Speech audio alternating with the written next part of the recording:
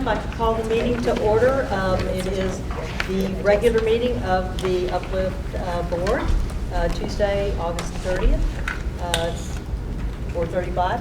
At any rate, just wanted to welcome everybody. Hope you all had a good summer, had a month off break from us, and are ready and willing to jump back in, which everybody already has, so thank you so much. I'd like to start with just going around the room quickly and introducing ourselves. We've got some new members that will be voted on today, and we have some that were voted on in the June meeting, so not everybody knows everybody. So I'm going to start, Jack, if you just... Jack Winsinger, board member, getting involved with the finance committee. Ryan Moss, I'm the vice chair of the board this year. Colin Clark, first meeting on the board. Ardo Fuentes, Chair of the Governance Committee. Randy Ray, Chair of the Real Estate and School Development Committee. I'm Stacy Lawrence. I serve as the CFO. Yasmin Bhatia, CEO. Melissa McNeil, Chair. Donnell Wiggins, I'm on the Advocacy Committee. Joy Fitzsimmons, first board meeting. Dexter Freeman, co-chair of the Campus Advisory Committee for North Hill. Rich Harrison, Chief Academic Officer. Ann Stevenson, Chief Administrative Officer and Secretary. Kevin Bryant, board member. Ed Toriak, first board meeting. Osa Fisher, I've been involved with Uplift since 2010. And as my day job, I'm CMO of an ed tech company known as iStation. Kathleen Cruz, I'm the CAC chair for Infinity. Kay Allen, and I'm CAC for Uplift Brand. Tony Donna, CAC Chair for Heights. Christine Frary, I'm CAC Chair for Peak. Bruce Ware, CAC Chair for Gratis. Hi, Kenneth Govan, first meeting. Deborah Bigham, Chief Development Officer. Stu Ravnick, Chief Travel Rouser and CAC Chair. Christina Barbosa, I'm a board member.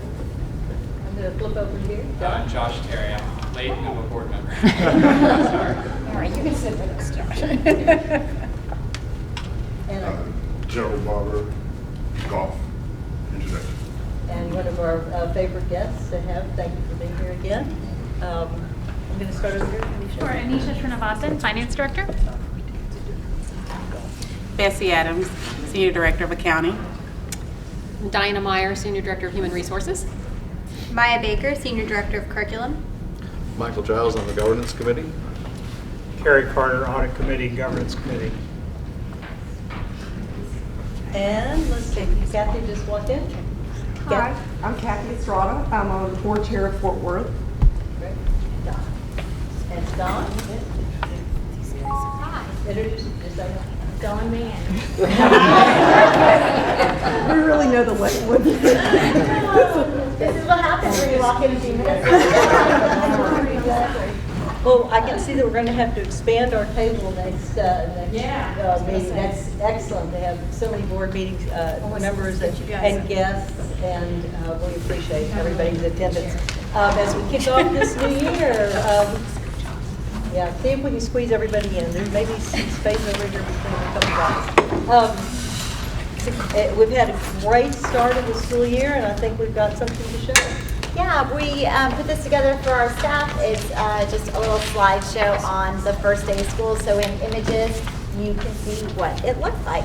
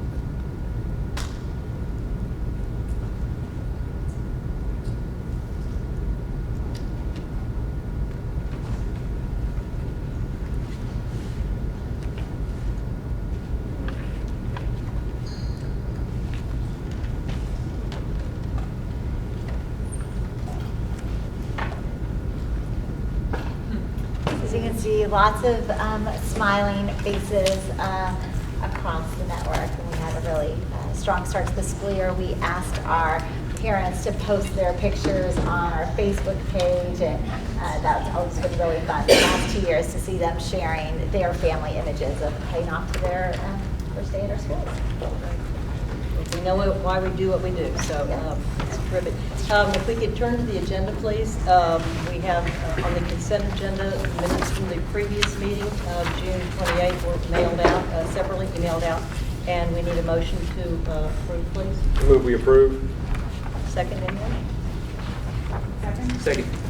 All in favor? Aye. Opposed? Carries. Thank you. We're going to go to our regular reports first, and we're dealing with things that are the strategic investment plan that we talked about at the last meeting. And let's go to invest. We had three, if you recall, we had three overriding themes, and that's A, B, and C here. Invest internally in our people, schools, and systems. Serve more children in educationally and economically underserved areas, and expand innovative collaboration. You'll see this throughout the year. This is how we're going to format our work this year, so that we, as a board, can make sure that we're reaching the decisions that were made in the strategic plan. So I'll stop there, and let's turn it over to Stacy, please, for finance. Okay. Thank you, Melissa. So typical finance update that we have for you.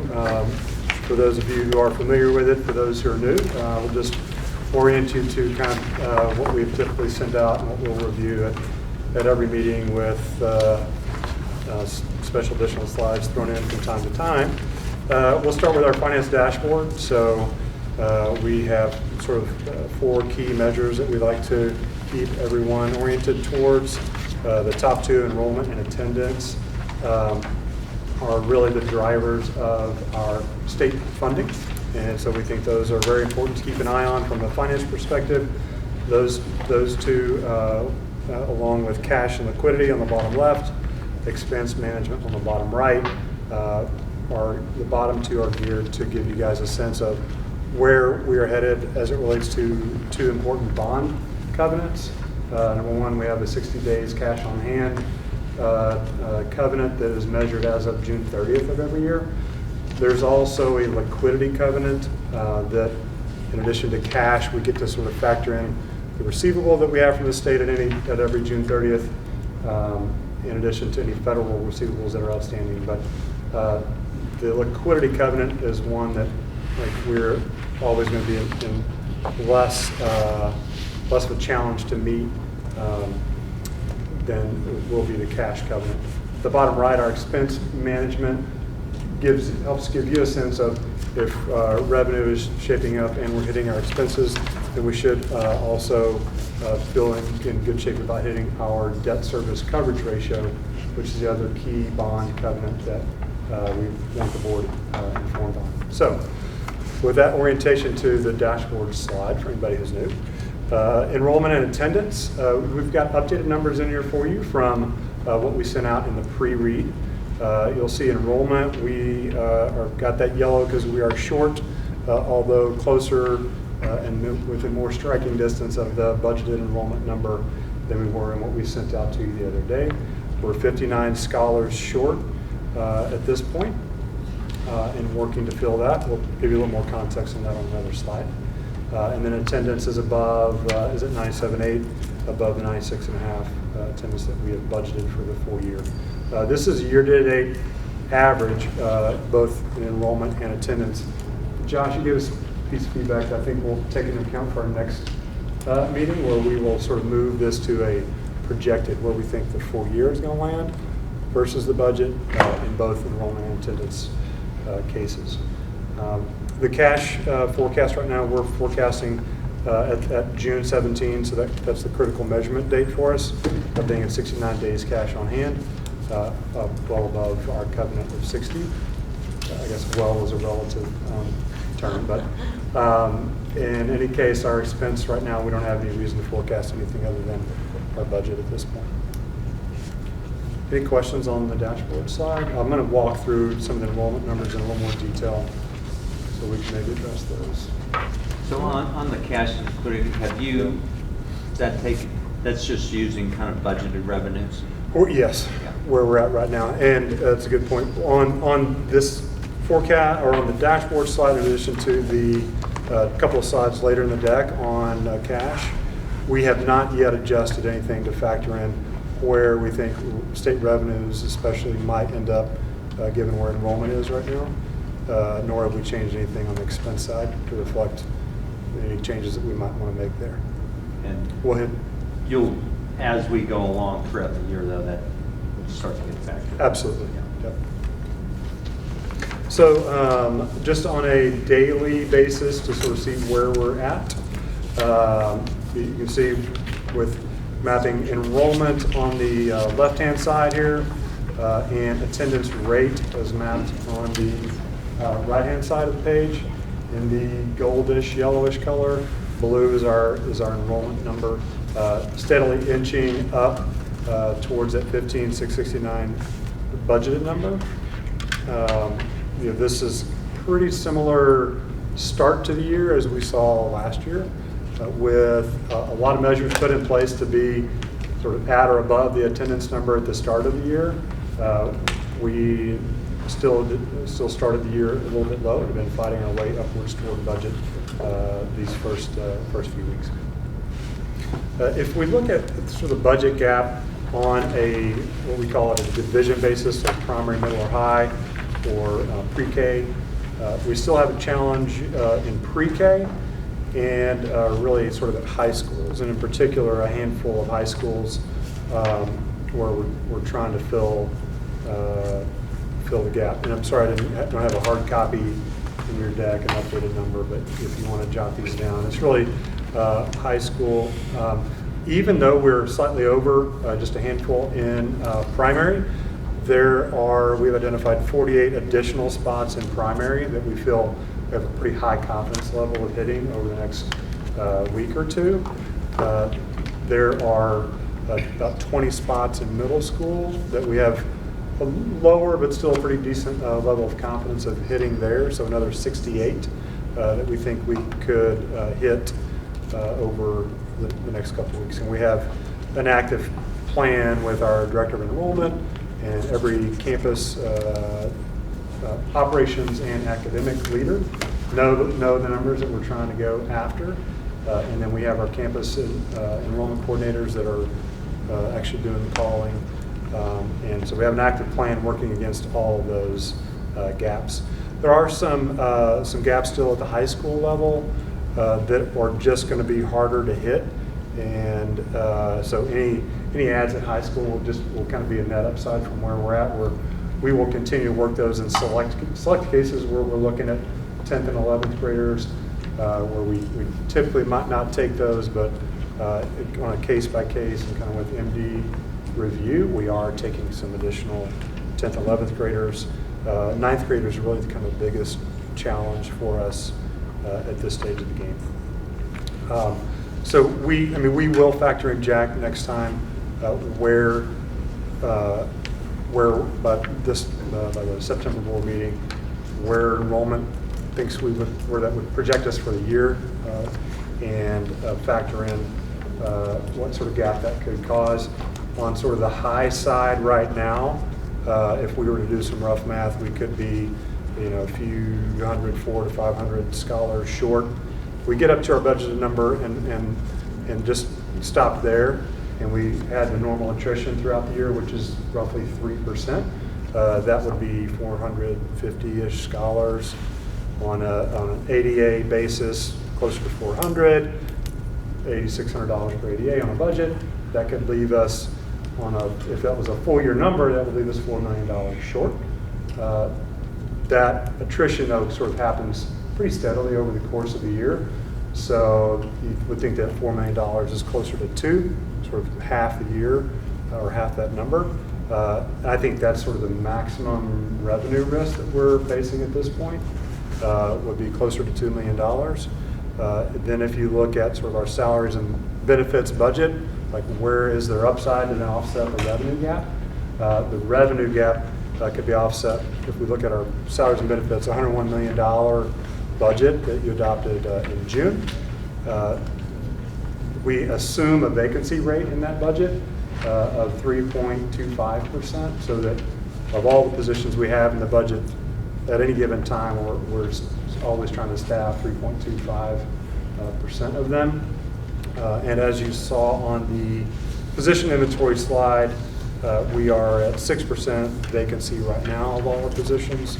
Historically, we are 4 to 5%, and 5% vacancy rate would basically offset that revenue gap in sort of round figures. So we are definitely highly attuned to the need to put more enrollment behind us sooner the better.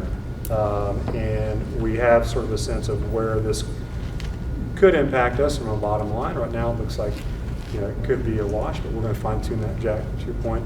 By the next board meeting, we'll have an update of where we think revenue could look like for the year, and then what the expense projection accompanying that could be and what the risks are.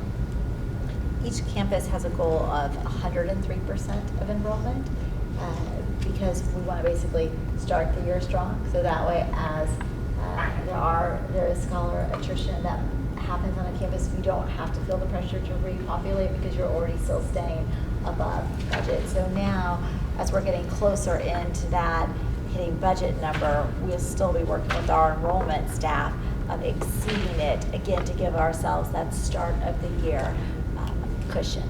So we receive literally an email every single day, every member of the E-team, our managing directors, our RDOs, that shows us in detail by grade level, by school in the network, where are we on enrollment versus target.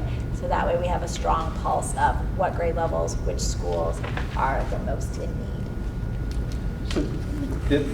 Was it just a couple schools in particular, or?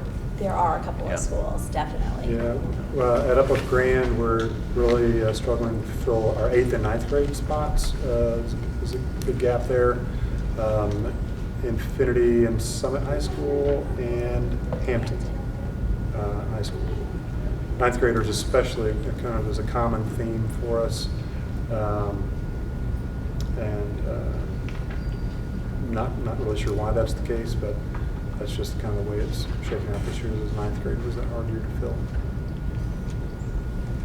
How did we do it, Lee? Lee, actually, I don't have. Lee's about 40 scholars short right now of their budgeted enrollment. And so they're actively working. They're getting, a couple a day. They're actively filling those spots. But that factors in, that's a whole section short intentionally. Right? No, that's with the intentional section short. Okay. And remember, Lee's enrollment is not in these enrollment numbers because they officially count for Grand Prairie ISD. Yeah, of course. Yeah, I just wanted to make sure for new board members that they knew our partnership school with Uplift Lee with Grand Prairie ISD, the children are officially accounted for on Grand Prairie ISD's enrollment. And then we have a partnership to service those students. So in this instance where Grand has such a huge gap, is there a possibility of using additional resources? So like, Facebook ads where we could commit $3,000 to that, and it's really targeting some very specific areas? Yes, yes. So one of the things that Ann and Deborah and I have been talking about is in select markets like Hampton High School, Grand, where we're seeing it both with their 8th and their 9th graders, how do we do very tailored marketing directly to those audiences? Because there's really neat things happening at both of those schools to be able to market. And Grand is sitting in a brand new, beautiful building, and using it as an opportunity to invite prospective families to come in and see it. An incredibly strong leadership team, meet the leaders as well. So yes, we're now moving from managing the wait list to selectively investing marketing dollars where we see we have a density. I think part of the Grand Prairie issue is, Deborah and I have talked about this, is Grand Prairie being such a choice district overall, families are very used to just moving in between and across schools. So I just think it's a different consumer mindset than in some of our other geographic markets we're in. But it's a high-performing school in a brand-new building. It was actually pretty surprising to us to see that that's where the most vacant spots are at Uplift Grand right now. Anyone else? Any other questions? We're just about to lose Abby. I wanted to make sure we introduce two other board members who are here. Michelle, Leah, and with Jackson Shaw. Jackson Shaw, but also our Luna CAC chair, and Carol Roper, who has been with the conference, or who's been with Ardo, I know, at Pinnacle. So welcome. All righty, so can we switch, Rich, to academic? Susan, do you have a quick update on the audit? Audit, I beg your pardon. Yeah, absolutely. So in Richard's absence, I'll just give a quick update on audit.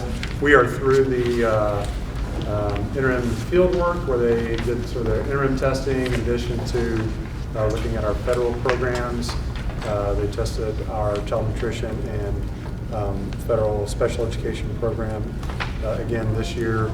And we're just kind of in a holding pattern now until October 3rd, whenever our field work will begin, and Weaver and their team will be back out to visit and go through sort of the final process. So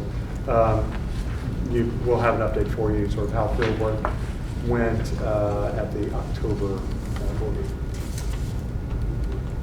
Well, that's a lot of work. We appreciate it. Okay, Rich, can I act academic? Great.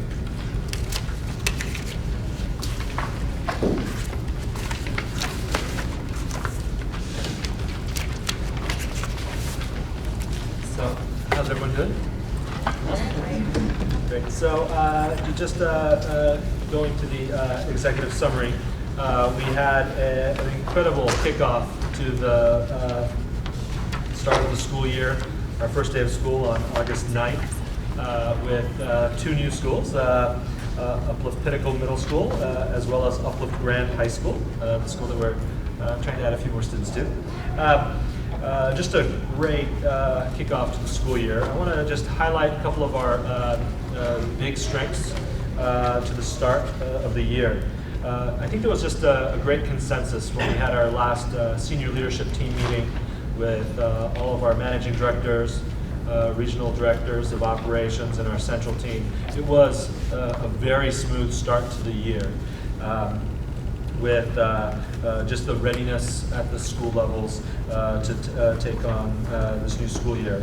Additionally, teacher hiring and retention were also very positive. I know that we'll get the most updated teacher retention numbers at our board retreat in a couple of weeks.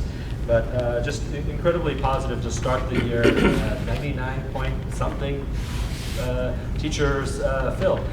Whereas in previous years we were at 97, 98 with a lot of coverage that we had to do with substitute teachers. So this was just a really great start to the school year in terms of the number of teachers that were onboarded in the manner that we wanted to, and it really led to a strong start. In terms of areas for improvement, we touched on just enrollment. We started the year at 95, and we're working to get that up. And one of the things that our academic teams really focused on is making sure that for the new students we're bringing in, we're doing our initial testing for these students so that we can understand where they are, what their goals need to be to drive their academic program. So during this month and next month, all of our students will be taking either the pre-ACT test if they're in high school. If they're in primary or middle school, they'll take the MAP nationally normed assessment. And hopefully as we add new students over the next week or two, we want to get those data points so that we can start thinking about their improvement over the course of their Uplift tenure.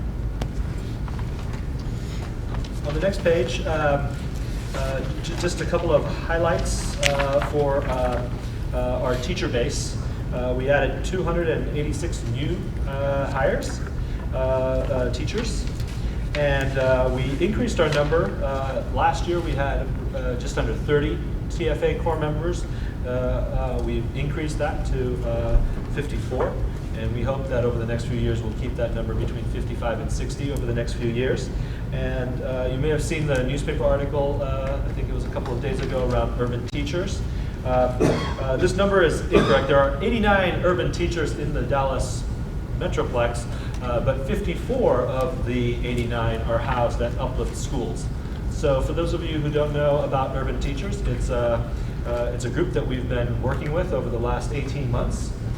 It's a resident teacher program that has a partnership with Johns Hopkins University, which is just recently, if you look at the Newsweek grad school rankings, it is the #1 school, graduate school of education. And I beat out Harvard, Stanford, and Vanderbilt for the top spots. But essentially, there are 89 teachers, 54 at Uplift, who signed on to this program. It's a 4-year program. The first year is a residency year, where they will be partnered with a teacher in semester 1, another teacher in semester 2, working with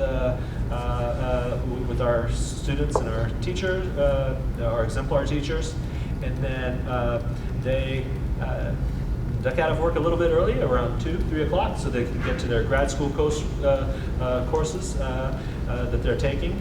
And over the course of the 4 years, the first year is a residency, 3 years is teachers of record.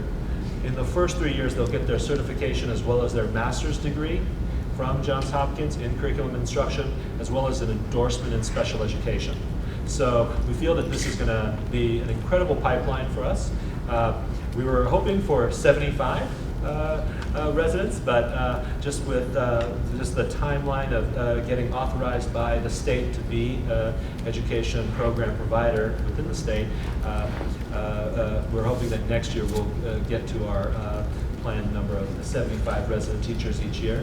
What's really exciting about this is over the next, let's say, 5, 6 years, we are going to have 250, 300 teachers that have that there will be a strong pipeline for us, but with a master's degree and special education credentials that should dramatically change just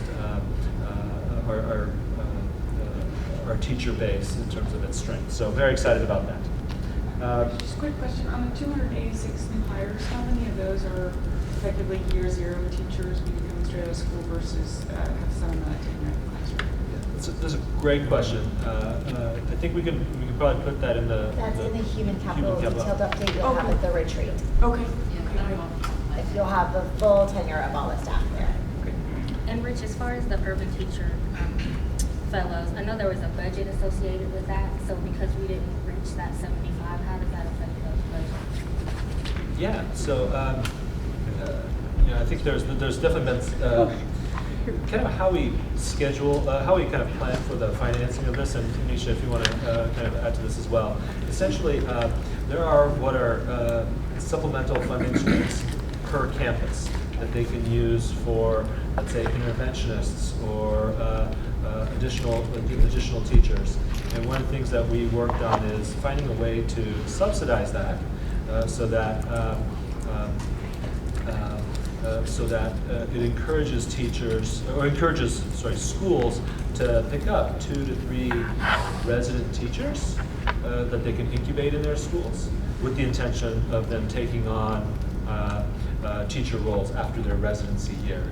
And then we also worked with various foundations, particularly in the Fort Worth side of things, because of our growth in Fort Worth, planting extra resident teachers in Fort Worth so that after their residency year, they can kind of launch into becoming a teacher in one of our new Fort Worth schools down the road. So we kind of built in the budget for this, both in the school model as well as through philanthropy for our growth.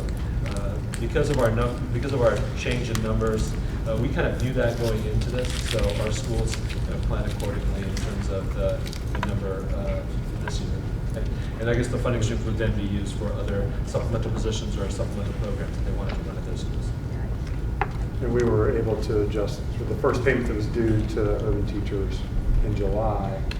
We knew where we weren't at 75, so we didn't base that first payment on 75, but on 54. I've heard really positive feedback about those teachers. My school leaders are really excited about them, which is good. Just another side note, 12 of the 54 teachers are going to be credentialed in high school math. So as you know, high school math is an incredibly hard position to hire for, especially when other industries are looking for that type of font experts. So it's just a really great pipeline to strengthen our STEM work in our high schools. Other data points, just high acceptance letters, improvement in overall retention. We'll have more analysis around this at the board retreat. And we feel that we made a significant investment in our compensation model, our goal setting structures, and just the culture around teacher retention is very positive. So very excited about the start of the school year. Any questions before moving on to the next page?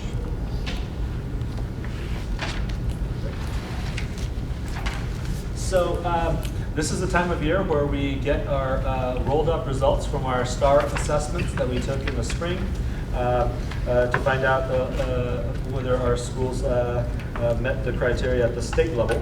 So we do have an accountability system with TEA, and there are 4 indexes: student achievement, student progress, closing performance gaps, and post-secondary readiness.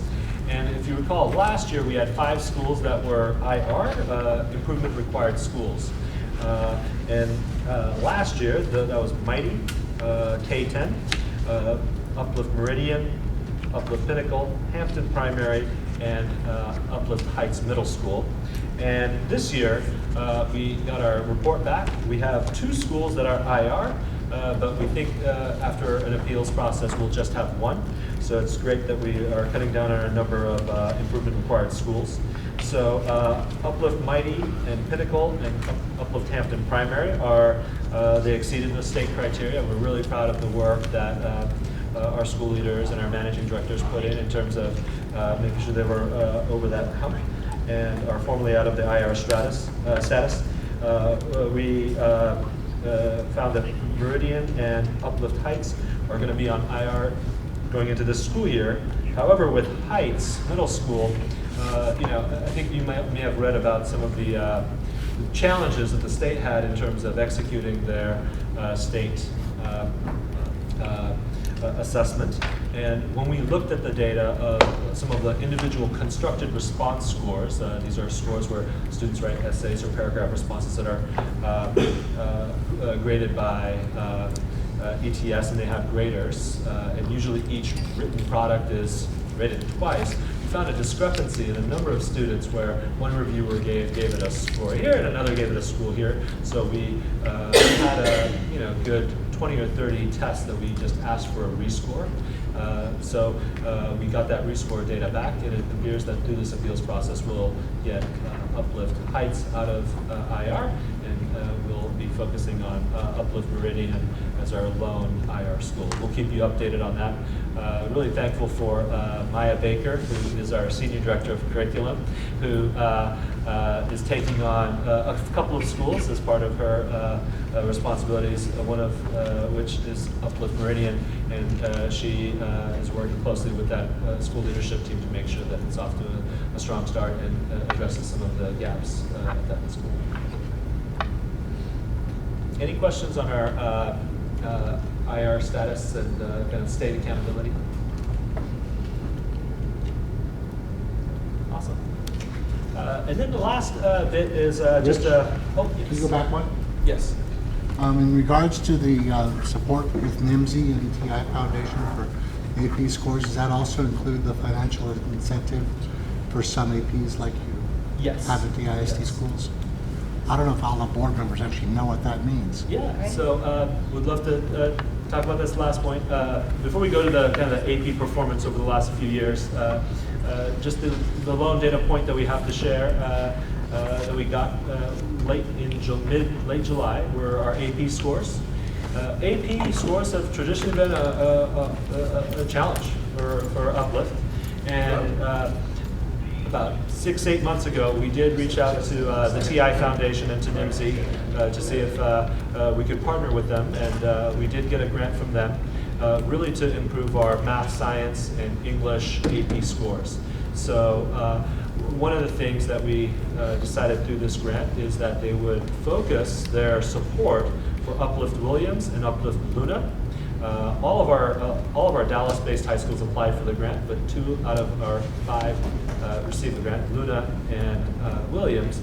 However, in conversation around that grant, we thought about funding an extra position so that that person could be the project manager centrally here that could scale a lot of the learnings from Luna and Williams and share that with all of our other high schools. So really excited to kick this off. We're just in the preliminary start of a 3-year grant, but we'll be monitoring really the math, science, and English AP scores junior and senior year, and really getting that on a higher, just getting stronger results. We did see an uptick in one AP area that I think is very significant because all of our juniors take, for the most part, over 80% take AP language and the AP language assessment. And I think I shared with you at the previous board meeting how our juniors had the highest ACT scores to date. That cohort had some of the highest AP language scores to date, which kind of mirrors our ACT performance. So we're really excited about just stronger scores going into the college application season with our group of seniors. Questions? For the benefit of new people, this is going back just a way, sorry. But could you just say what exactly under law are the implications of a school being in IR, Right, it's a great question. So when a school's in IR, it's a multiple year. What we don't want are schools that are in IR for multiple years. That is when the state can come and force the district to reconstitute a school, or in the case of a charter, to shut down a charter. Uplift Meridian will be going into year 2 of that consequence. So we definitely need to get it out of IR, because after years 3, 4, we do there is some organizational risk in having an IR school for a long period of time. Really what it adds is an incredible amount of additional paperwork, and then you have to document your progress along the way over the course of the school year, and then also you have to pay for a TEA-approved consultant to be monitoring the school and the progress, again, it's making during that time. So there's additional cost and additional paperwork that's associated with it. Uplift Meridian was a kindergarten through 4th grade program last year as one of our newer schools. This year it's fully built out, K-5. That helps us a lot because it gives us additional tests to average into the overall performance, versus sometimes we found ourselves in a situation with Meridian last year or 2 years ago when it only had 3rd grade, so all of its rating depended on just those 3rd graders and how they did, which sometimes can be a help to you if it's just a small group, but it can also have the reverse effect. Then on the next slide, and I'll finish with this, we wanted to kind of share with you what AP testing has looked like over the last 3 years. Just a slight increase in terms of the percentage of, in terms of their score distribution. A passing score is a 3, 4, or a 5 that many colleges give credit for. We did increase the number of AP exams that are taken, just under 3,000. That increase is just the number of juniors and seniors that are rising at Uplift, Heights, Infinity, and Luna. And our hope is that with the grant and with additional high school focus, we're able to pivot these numbers a little bit more.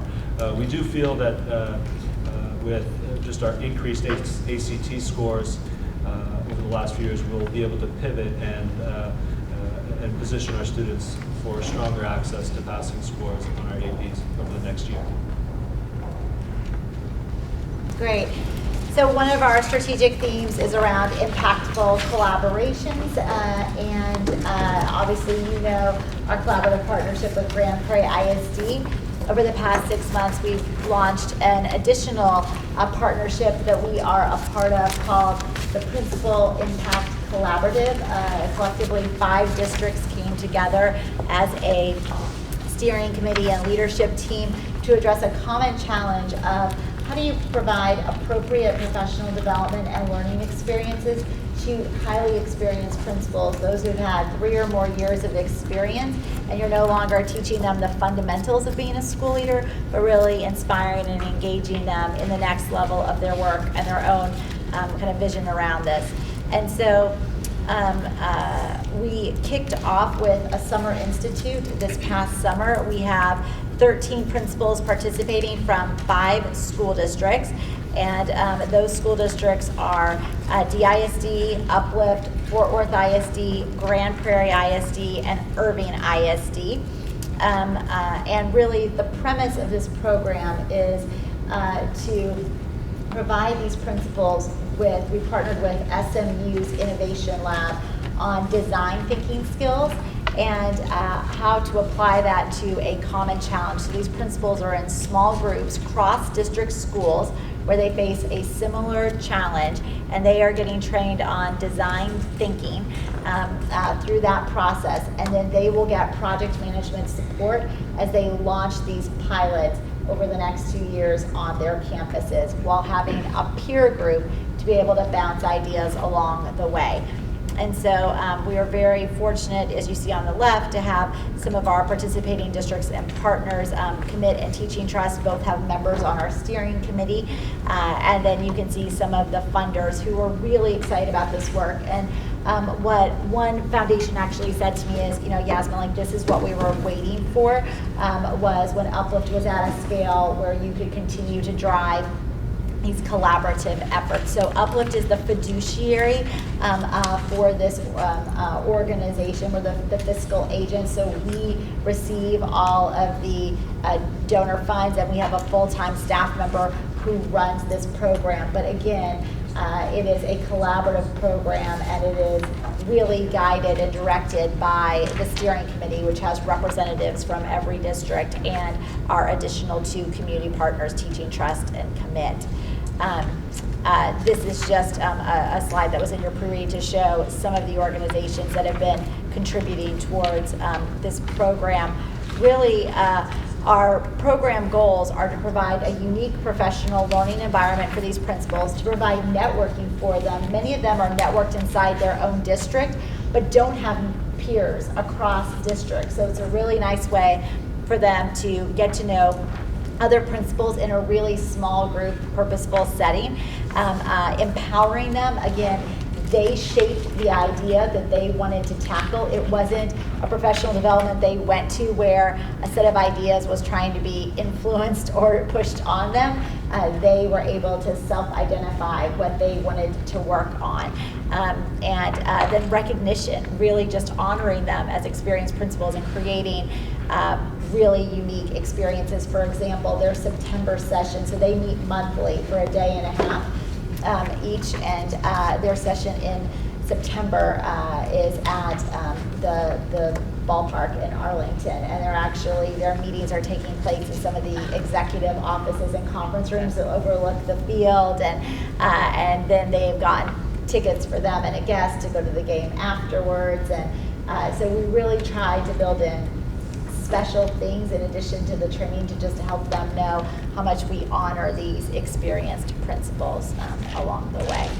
So what we hope is the outcome goal is that not only do these principals stay longer in the role because they've been given a chance to stretch their thinking beyond the day-to-day firefighting that takes place so often in the role, but also their schools get better as they have time to spend more time on big picture items that matter.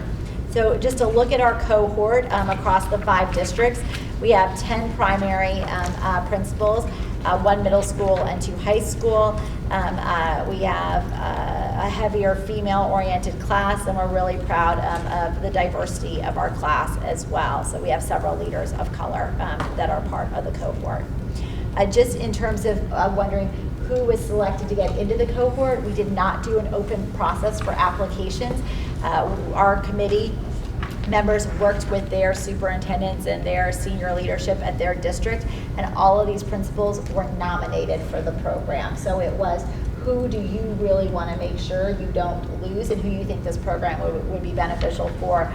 We had 21 applications and we accepted 13. So even with that process, it was highly selective, and cross members of various districts participated in the selection process. And that alone was a really interesting collaborative exercise for them to get a chance to kind of see how that looked. As I mentioned, this is a very hands-on professional learning experience.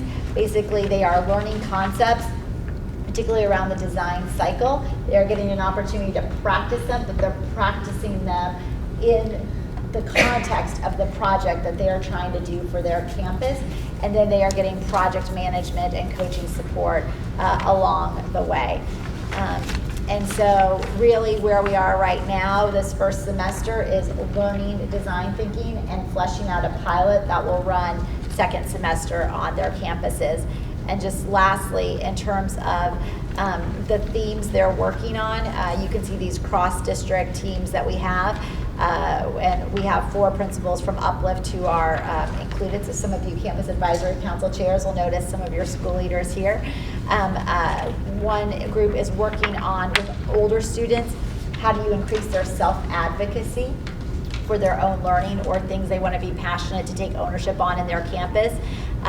The second group is working on teacher development and how do you create authentic pull from teachers for learning and getting excited about constantly testing out new things in their classroom and not having everything be so push, but rather create pull in teacher development. There's a third group around what does the next level of teacher-student relationships look like to really foster more engaged learning. And then the last group is what are the next level engagement strategies to help meet a range of learners in your school. So September they meet again, and then they will go on site visits, and we've worked with the Department of Ed at the federal level, the Broad Foundation, Charter School Growth Fund, and some others to identify what are unique schools across the country that are exemplars in these specific areas, and they are going as a team to see those schools, so that way they can debrief when they come back in October, their October session, and continue to further advance their idea. So that is the Principal Impact Collaborative in a nutshell, and happy to share any information. The program is fully funded for the next 2 years, so there's no fiscal liability to Uplift at all.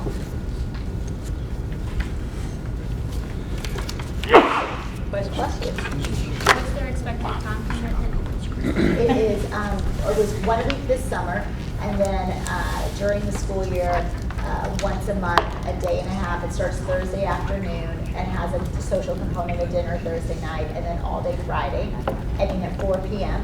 And then we don't have session in December when there's the winter break. So, not bad. Yeah, no, not bad at all. And candidly, what they like about it is the time is purposeful for them to work with their groups on this work, because what most of them will tell you is they would work on something like this at 10 p.m. at night or Saturday or Sunday. So it's intentionally pulling them to have focused work time. That's exciting. Yeah. Well, again, collaborations are something that we all feel very strongly about, and I think this is exciting, particularly when it's dealing with leadership positions. So, good work. Too fun. So I think we'll talk about election of Campus Advisory Council chairs and new trustees, and we're going to be very informal, whereas in June we had a closed ballot, but we've talked with so many of you and gotten a lot of information about your backgrounds and your commitments that I think we're just going to turn it over to Ardo to share those people that we're going to be talking about. Thank you, Many of you are Melissa. here. Yeah, it's been really enjoyable getting to meet these individuals and getting more acquainted with them. And the conclusion is these are individuals with amazing backgrounds who are very involved with the community, and who I have no doubt will generate a lot of ideas and work well as trustees and Campus Advisory Council members. And those individuals are such as Amy Messersmith, who's a Chief People Officer of Pizza Hut, which is a division of Yum Brands. We'd like to nominate her as trustee. We have Carol Proffer, who's a co-founder of a company called Capstone Partners. Carol, thank you for joining us this evening. And we'd like to recognize and nominate her as a trustee and a chair of Pinnacle. We have Dexter Freeman II, who is with the Greater Irving. He's the director there of the Greater Irving Las Colinas Chamber. And we'd like to nominate him as trustee and co-chair of North Hills. And then we have Kenneth Govan, who is the area manager with Encore. Tremendous community involvement, and sat with him when we went to go to Hampton, and I have no doubt he's going to make tremendous inroads with the leadership team there. So I'd like to recognize him and to nominate him as trustee and chair of Hampton as the Campus Advisory Council. And then I believe Tony Donna, who is the trustee and Campus Advisory Council chair of Heights. Also the co-founder of Thackeray Partners. And so great group of individuals, very diverse backgrounds. And with that said, the governance committee would like to make a motion to approve the nomination of these individuals as trustees and co-chairs of their respective schools. Second. Oh, did you say Joy? Joy Kid Stamps, I apologize. So Joy Kid Stamps as well as trustee. I apologize, I thought we did her the last. In June, I know. Yeah. We may be doing it twice. Okay, Joy Kid Stamps. And so I didn't see her background in there, so I apologize, her background was left out, but another tremendous and amazing individual who owns her own consulting company. And so she's not here tonight, but She's right here. Right there. Oh, that's the problem with this long face. We're going to have a circle next time, you know? I apologize. Excuse me. So again, with that said, we'd like to make a motion to approve the nomination of these individuals. Do I hear a second? All in favor? Aye. Joyously? And opposed?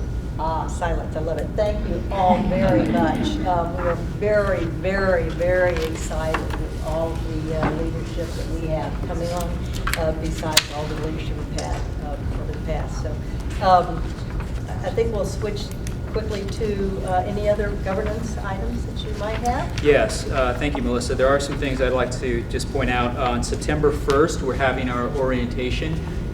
There's going to be a decent turnout for this, and I would encourage anybody to attend just either to get a refresher, or if you haven't been to one, I think it's going to be from 8:30 to 10:30, and we're going to incorporate something new in terms of talking about the governance structure, how the process looks to be a governor on the board. Just different things of the difference between the trustee and a governor. And so it's really, we've never done this in the past, but what we've recognized is this is something that needs to be incorporated so that everybody can be on the same page with regard to this. In some discussions with individuals, it became very clear that there isn't anything formally done in that regard in terms of board education. So we've decided to incorporate this in the orientation, which I think is going to be very valuable. So look forward to seeing the individuals who have signed up and RSVP'd, and if some of you haven't, please, by all means, feel free to join us. It's here at the central office. Yes. 8:30 on Thursday. Yes. And then the final thing is on Friday, September 9th, we're having a 2-day retreat, the 9th and the 10th. And Yasmin, do you want to talk a little bit about the logistics related to that? Yes. So the retreat is coming up next Friday and Saturday. You are going to get an email from me post this meeting with the agenda for both days. as well as a short survey link, and I'd really appreciate it if you could please complete it. It'll help us understand, are you coming to Friday's campus tour? Are you coming to Friday's meeting? Are you coming to the social event Friday night? Are you coming to Saturday's session? So we can plan accordingly. We always have a really strong turnout at the retreat. The team's been preparing hard to put great content to facilitate really strong discussion.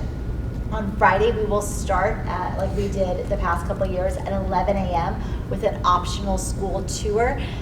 We have picked for this year Uplift Gratis, which opened last year and had an incredibly strong open. They now have kindergarten through third graders this year, and they very generously are allowing Uplift Pinnacle Middle School's sixth graders to have space on the second floor of the building while their building is under construction to open next fall. So you'll have a chance to meet with both Rachel, who leads the middle school, and Sharon, who leads the primary school. So that'll be really neat to ask questions about both of their schools and how things are going. We typically do a short tour and then allow for you to have time asking literally whatever questions you would like to ask of our school leaders to get their perspective on the network.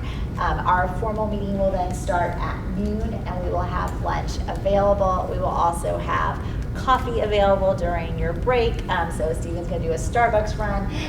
we will keep your energy and your caffeination going until we get to our cocktail event at the Nilo at the south side of Lamar. So that way, if folks are heading back towards downtown, it's easy for folks to get to. And thank you to Melissa and Barry for being the hosts of that event.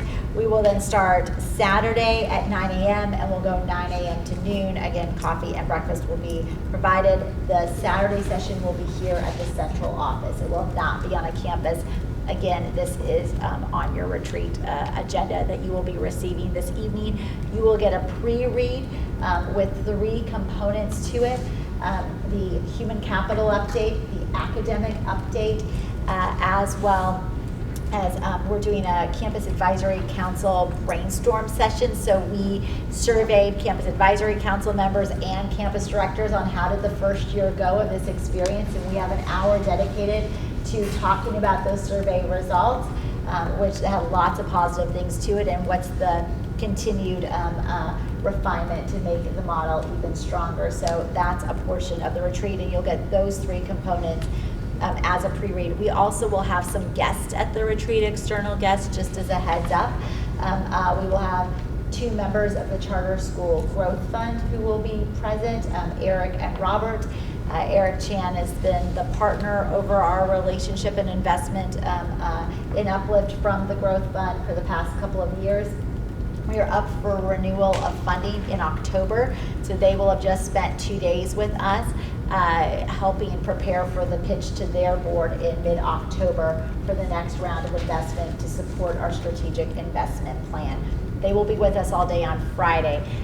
Then Mark DiBella, the CEO of Yes Prep, and Mark Greggs, his board chair, the chair of Yes Prep, have asked if they could come observe our board. They're new members on the Yes Prep board, and their CEO, who is a longtime staff member, is new to role, having taken over from his predecessor over the past year. And so they will be with us both Friday and Saturday, including at Friday night's reception. So please make sure you say hello to them. And I think you want to touch on our lesson today. Yes, well, before I do that, I encourage everyone to come to all of the events of the retreat. It's really so informative. Every year it gives you insights that you wouldn't have otherwise, so please come. I'm going off agenda briefly just to say a special thanks to Danelle, who had her first institutional advancement committee meeting today, and she worked long and hard to get the materials prepared that we'll be using as we go out to visit various representatives, and a lot of you have been involved already, and we look forward to your continuing help. 2 words that you want to say? Well, it's a great committee, and I think we're going to have a successful time working together with legislators to increase funding for our students. So you'll be hearing more about that, needless to say. I want to go back quickly, though, to the governance committee, and I want to really thank Ardo for his leadership, and Michael and Carrie for your attendance and involvement for many years. But it's been a lot of time commitment to find the right people and vet them thoroughly, and then get them engaged and informed, and it's been beautifully done, and I really appreciate it, so thank you so much. Okay, so last agenda item? Voting on the strategic plan. Yeah, let's do the strategic plan. Great, so I'm not going to present this again because you've seen it multiple times, but happy to, I know Tony's like, really, Yasmin? I'm getting that look from my former chair. But we gave you an opportunity in June to provide any final comment. Well, there was silence, so that was great. And so we now have the opportunity for anyone who would like to present the motion to vote to approve the 5-year investment plan that Deborah's already started fundraising again. So moved. So moved. Do I hear a second? Second. All in favor? Aye. Opposed? It carries. Thank you very much. Thank you. All right. So, I think we're at the end of our agenda, and I don't think we have any community speakers. No parent speakers, or Just have one. yes, thank you. We appreciate you being here with us again. So with that, we're adjourned, and we'll see everyone. How high you finish?